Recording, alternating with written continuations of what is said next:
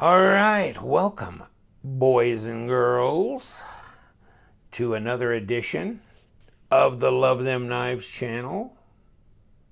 Interesting. Got this one from my friend Larry. Sent it to me because he's going to send, he sent me some knives that he wanted me to sell on one of my table sales. And I said, bring it on, brother. Southard knives.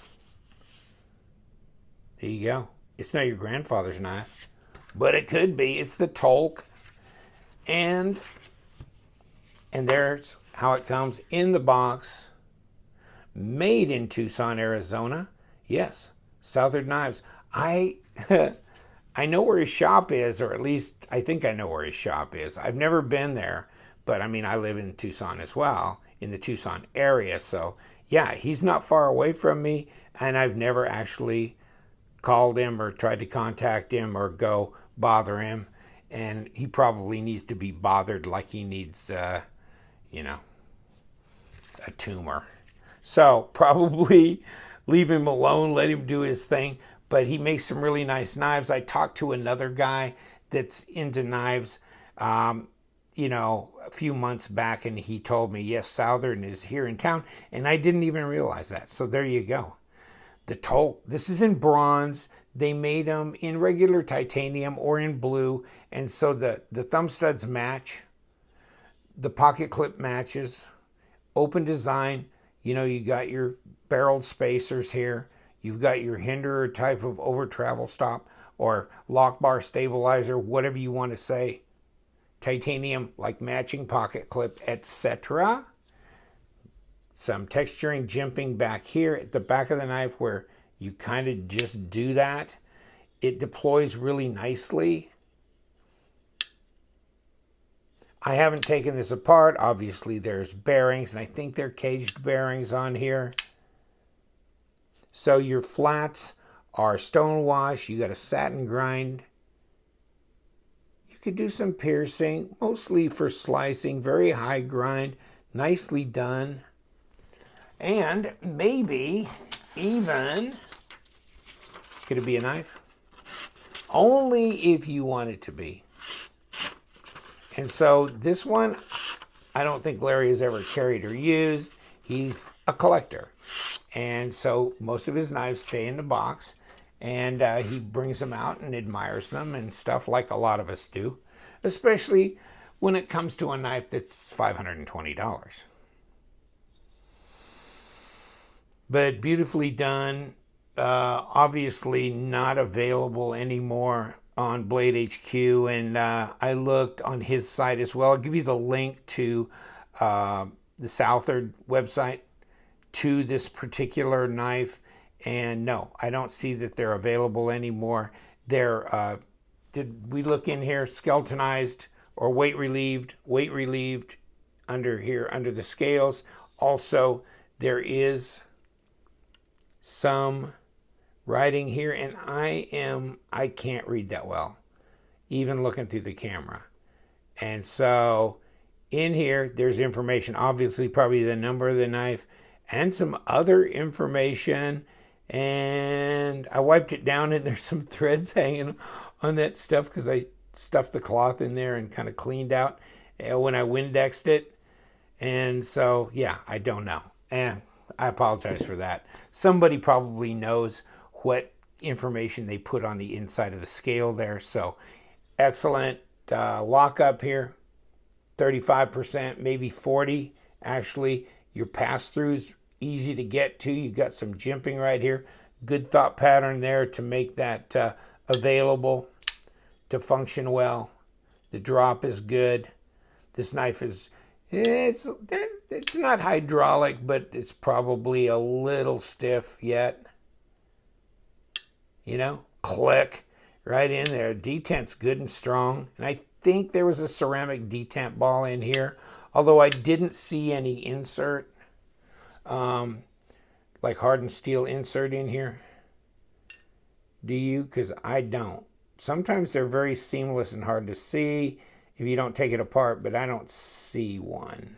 In any case, but I'm not getting any lock stick, anything like that. I think, I mean, I read a little bit on blade forums on this, and I think there may have been several runs, like a first or second generation of these, but I could be wrong. So I'm going to just jump right off of that comment.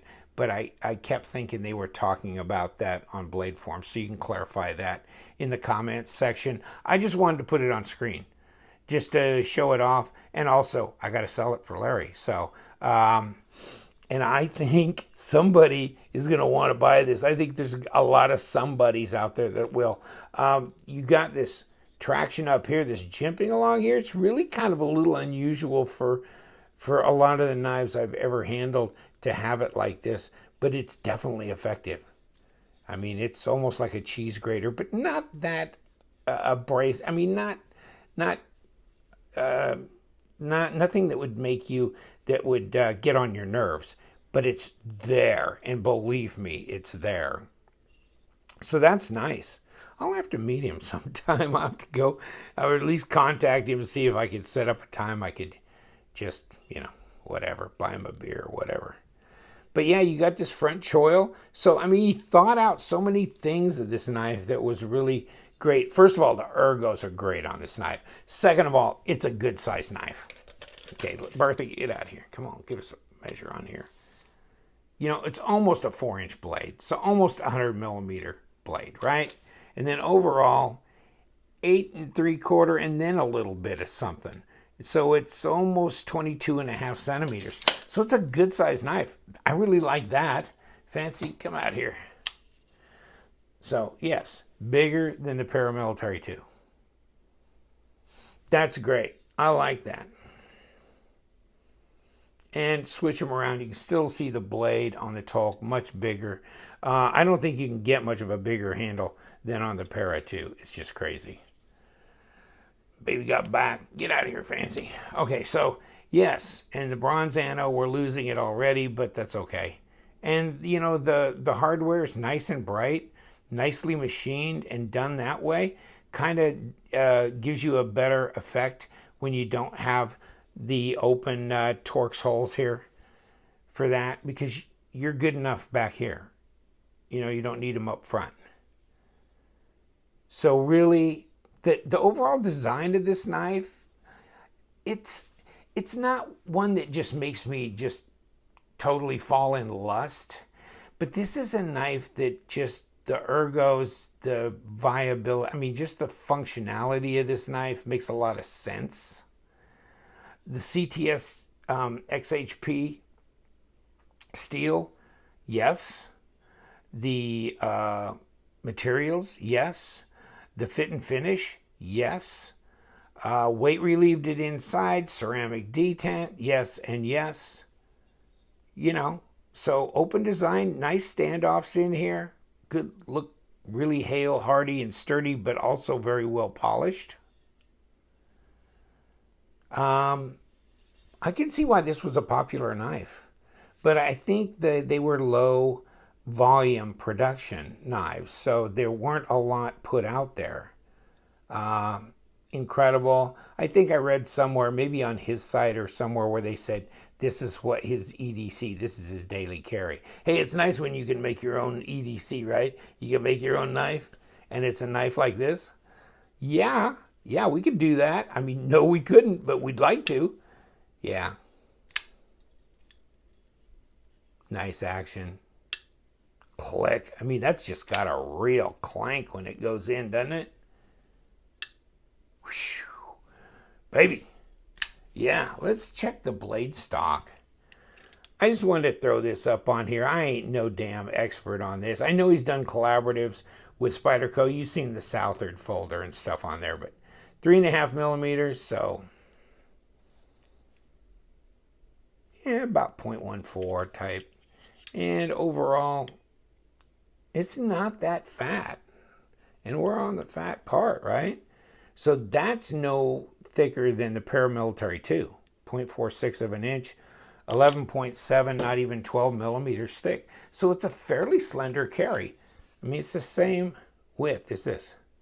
is the para 2. And that slides right in your pocket real easy. Look at this. And you know, even though it's not a milled clip, this clip probably works so much better than most mill clips. So yeah, I mean, would mill clip look more fancy? Yeah. But you know, this clip doesn't go up like this, does it? It does, and then it flattens out. It's my favorite style if you're gonna do a stamped clip like this, and I like that. So, and it's secured down, and he's got the area cut out, so it won't, you know, move around. So that's well secured and well done. Yeah, the bronze is handsome, isn't it? Yeah, the blue would be too, but you know what? I think I like the bronze in this. I saw the blue on his page, and I'm sure they sold well. But good looking knife. You know, it doesn't feel that heavy for what it is.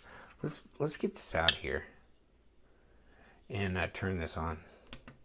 Because for as big a knife as it is, it doesn't feel that heavy. Yeah, 4.37 ounces. So it is like, I mean, I would have figured a knife like that should be pushing 5.5, maybe 5.8, something like that at best. But that's pretty light, 124 grams. Okay. Wow. Okay, I'm impressed. You know what? I like this. Wow, I don't know, man. I may not get this up on the sale. Crap. Larry was talking about a potential trade. This may end up in the LTK. What do I got to trade, Larry? Yeah, I mean, don't you hate it? Getting a knife in your hands and you're going, wow. You know, my position here doing this is the one thing that is a blessing and a curse, is getting really nice knives like this in your hands. And then, you know, you just can't have them all. That's centered up nice, isn't it? Can't have them all, but you'd like to have most of them. And this one in particular is extra nice. Really is. Good looking knife. Interesting. You know, the design really flows, doesn't it? And I read something about him, like he'll work on a design and, you know, just throw a lot of them away, just one after another, hundreds of iterations of things before he ever settles on something. And, you know, look at the flow. Look at how this little rise comes off of here and flows over the handle, follows the form. You know, he's paying a lot of attention to design. I never really looked closely at his designs before. And when you get it in your hand, then all of a sudden you realize this thing really flows. It makes a lot of sense. You kind of see what he was looking at and looking for. But then when it opens up, it makes all that kind of sense as well. And you just think of everything. The jimping up here, the choil down here, you know, ceramic detent. How am I going to open the knife? Do I have clearance? Yes, and the pass through, easy, great. The drop, no problem. Good detent, got that. You know, your lanyard hole. Jimping back here, that's because you hold it like this, right? I do. When I do, you know, so just all those little things, and the thumb stud, I don't know. Ooh, break that away from that detent. Woof. Yeah, ain't easy, is it? Ain't easy. Can you do that? Oh, yeah, you can. Okay. When she goes, she goes. It almost feels like an assisted opening. I'd never done that before. Oh, my God, that is so cool. Okay. You know what? I like that. I like that really well. detent. Wow. Hold on. I'm going off. Ooh, crap. Okay, never mind. I cannot shake this out. I cannot gravity flip it. There's your jimping up here. Flipper tab is not overwhelming. He kind of cut the top of this off or made it to where it wasn't going to be like Mount Everest. That's a good thing. Kept it kind of understated. That's good detent. I'm going to try and give you an idea. Can I fail it? I can fail any flipper. Okay, I can fail it, but it's not easy. It's not, that's the best I usually I can fail them like that, but this one is out here, so it's on its way. Big blade too. I think I gotta go over a 5. I gotta go to a 5.5, I think, but that's it. Because it's feeling better. It's smoother and smoother, so not a 6. Even though I can't gravity flip this, so I don't know. Maybe between a 5.5 and a 6. I'm working on it in my mind. I'm feeling that. That's pretty good. That's pretty good. Maybe between a 5.5 and a 6. So that's pretty good detent. As detent goes on flippers, I'd say this is, over the average strength. And it's still not so bad that you can't do that. And that is incredible. Wow, like the knife. Jeez. Yeah, I do. More time I spend with it, the more I like it. Bang. Whew. Wow. Okay. Yeah. Yes. What do you think, Flan? I think we like it. Yeah, I think we do too. I think we got to have one. I wonder how we're going to work this out. Mama don't need to know, does she? Or are we going to sell it?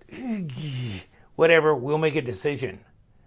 But it's so nice to have right here, right now. And we got it on video so we can relive our experience over and over. Yes, we can. Right, Flanagan? Ah, yes, me boy. Because you know what we do around here. We love them knives, so stay sharp.